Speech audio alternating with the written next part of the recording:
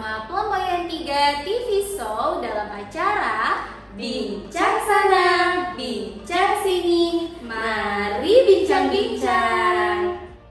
Halo teman-teman, apa kabar hari ini? Semoga teman-teman selalu dalam keadaan sehat walafiat ya. Nah, gimana teman-teman? Puasa di hari ketiga ini teman-teman tentunya masih semangat dong?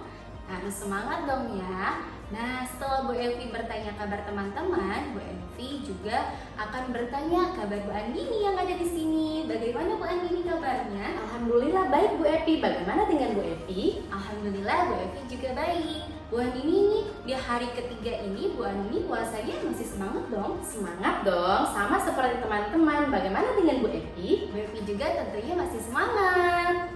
Baik teman-teman, hari ini Bu Evi dan Bu Andini akan berbincang-bincang. Tapi sebelum berbincang-bincang, Bu Andini kemarin itu Bu Evi melihat tayangan video penjelasan dari Bu Reta dan Bu Alipa mengenai siapa yang berhak berpuasa. Nah Bu Andini, kalau kemarin penjelasannya tentang itu, sekarang Bu Evi mau bertanya nih Bu Andini. Iya, bertanya apa Bu Evi? Apakah ada syarat bagi orang-orang yang melaksanakan puasa? Tentu saja ada dong teman-teman. Syaratnya ada beberapa teman-teman. Nah, Bu Andini akan menjelaskan tentang syarat berpuasa. Nah teman-teman, syarat berpuasa itu yang pertama ada beragama Islam. Beragama Islam itu orang-orang yang beragama Islam wajib sekali menjalankan ibadah puasa di bulan Ramadan Bu Evi. Nah, yang kedua ada lagi Bu Evi. Yang kedua itu berakal atau tidak gila.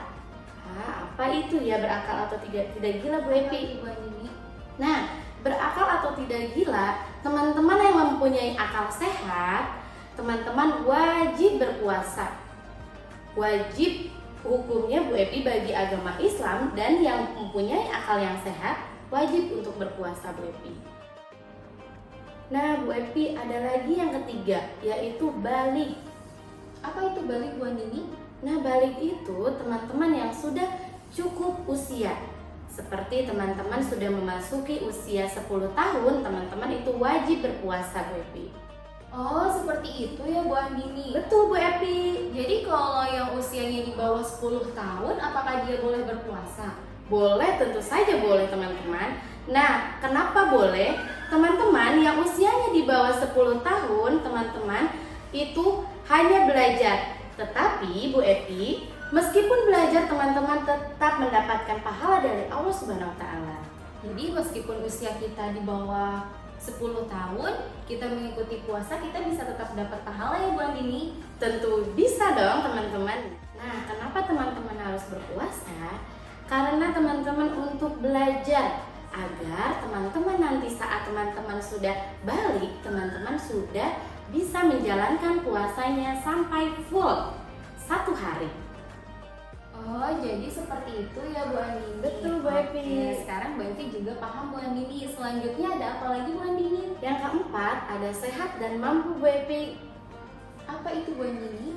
Nah, sehat dan mampu ini teman-teman yang sedang tidak sakit atau teman-teman mampu berpuasa dan kuat di hari itu.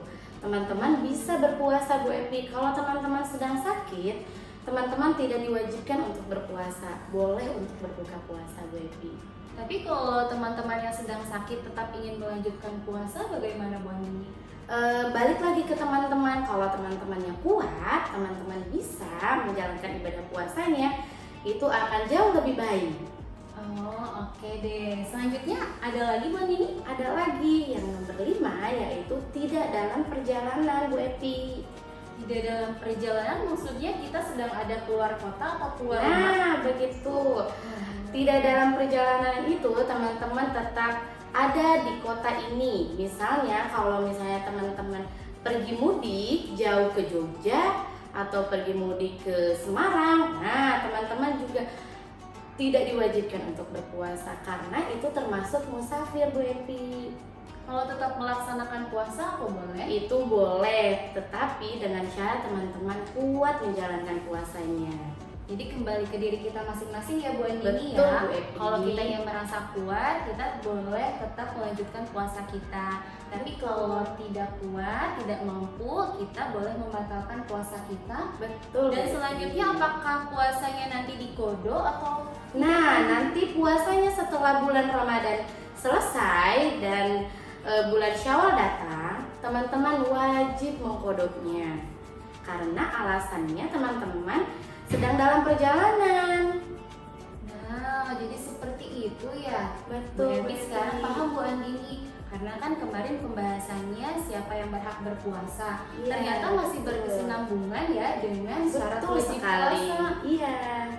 Nah, teman-teman, Bu Evi di sini akan menyampaikan mengenai hal-hal yang dapat membatalkan puasa. Bu Andini, yang pertama itu yang paling kita ketahui, puasa itu kan menahan lapar dan haus ya Bu Andini. Betul. Nah, ada hal-hal yang dapat membatalkan puasa. Yang pertama yaitu makan dan minum dengan sengaja.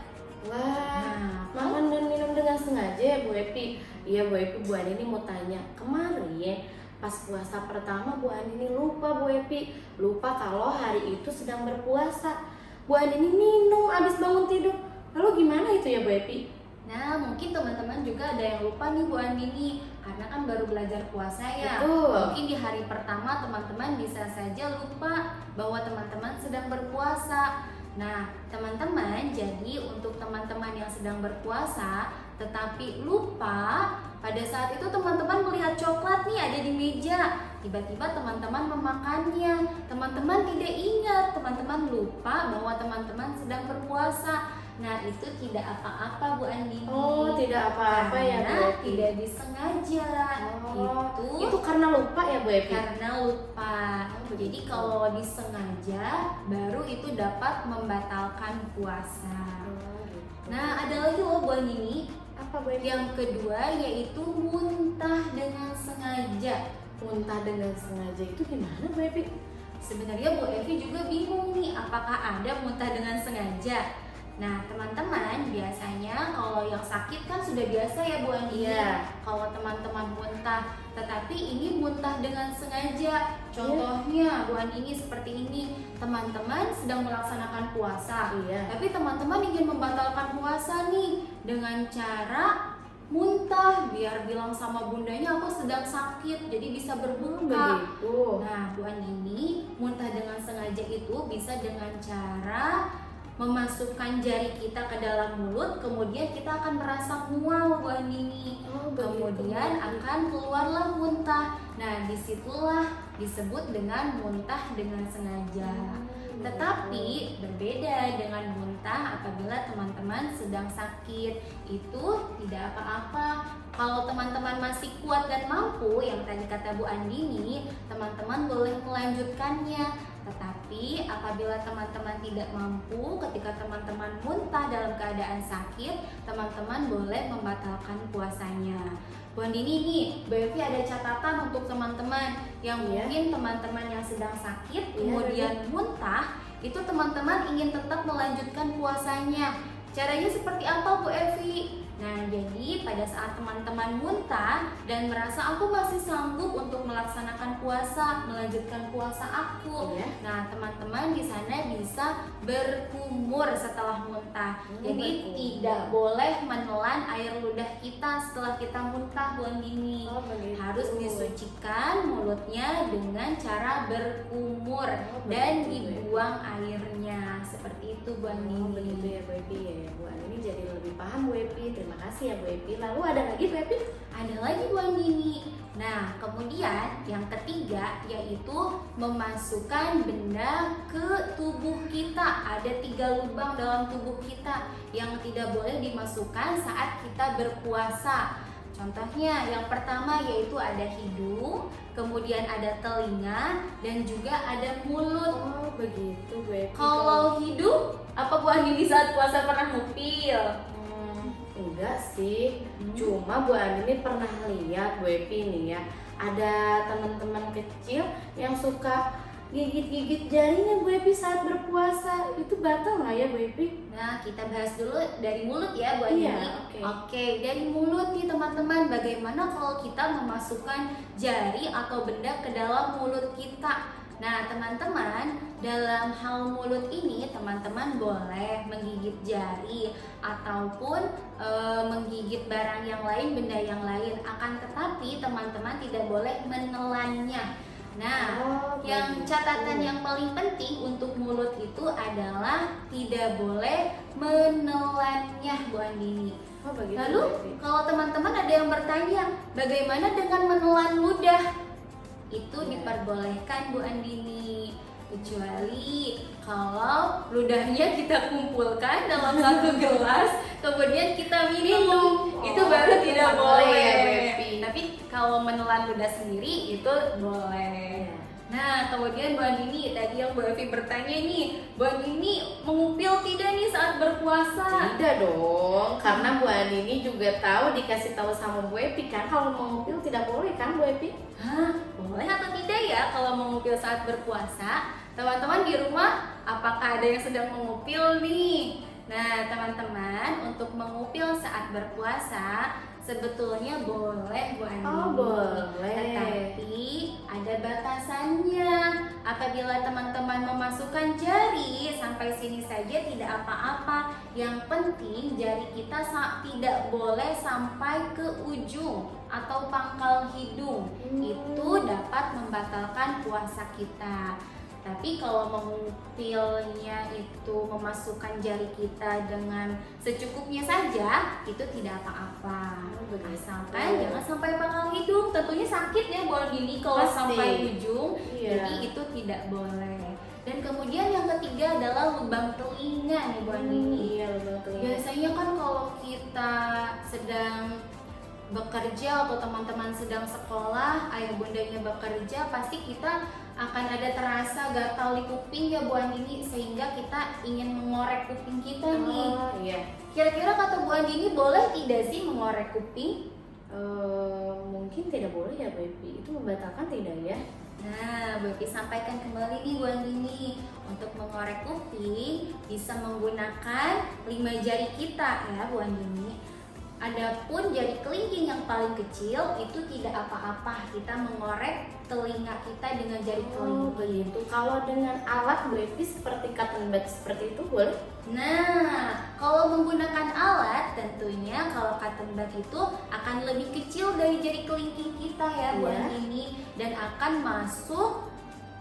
masuknya itu akan sangat dalam. Oh, Jadi di begitu. situ kita tidak boleh. Oh, tidak boleh. Nah, jadi ada lagi teman-teman catatan nih, Bu Epi ingatkan lagi Bu Andini. Iya. Mulut itu kita boleh menggigit jari, boleh menggigit apapun, boleh menggigit apapun, tapi kita tidak boleh menelannya.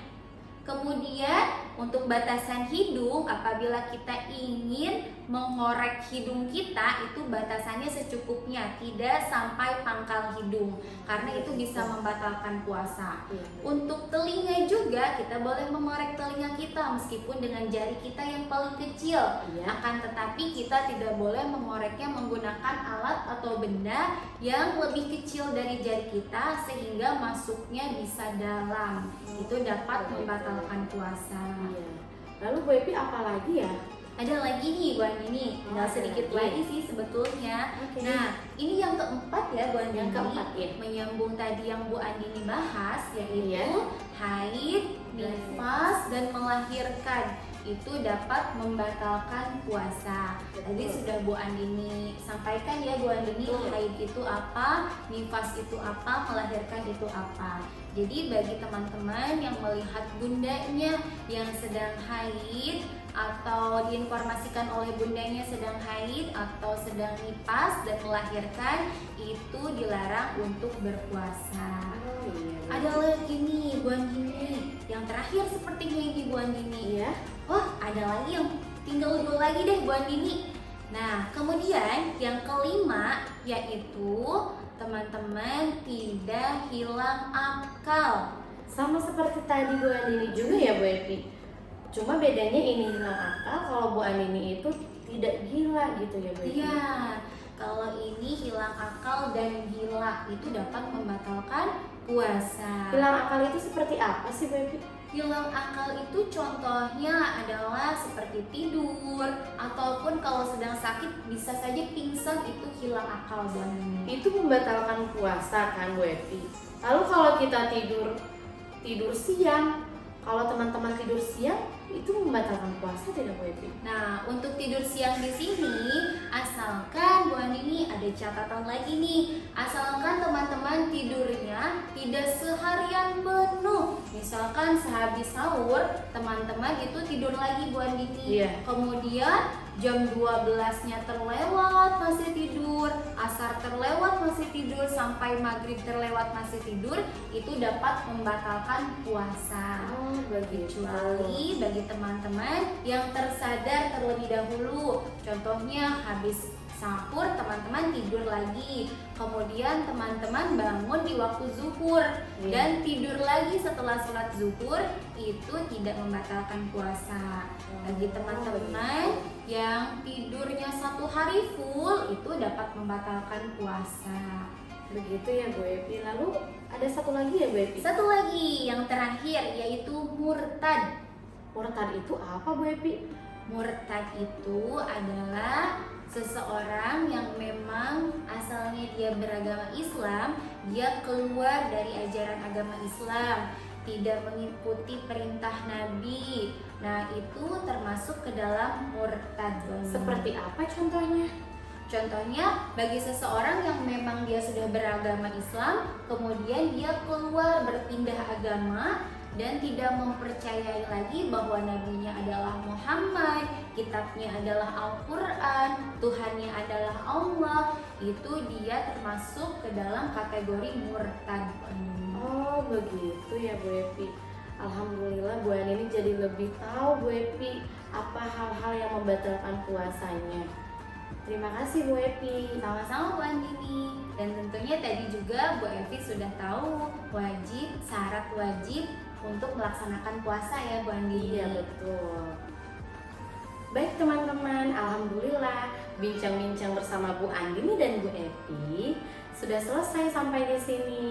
Nah, semoga apa yang tadi Bu Andini dan Bu Epi sampaikan dapat bermanfaat bagi teman-teman. Sampai jumpa teman-teman di hari besok. Dadah. Assalamualaikum warahmatullahi wabarakatuh.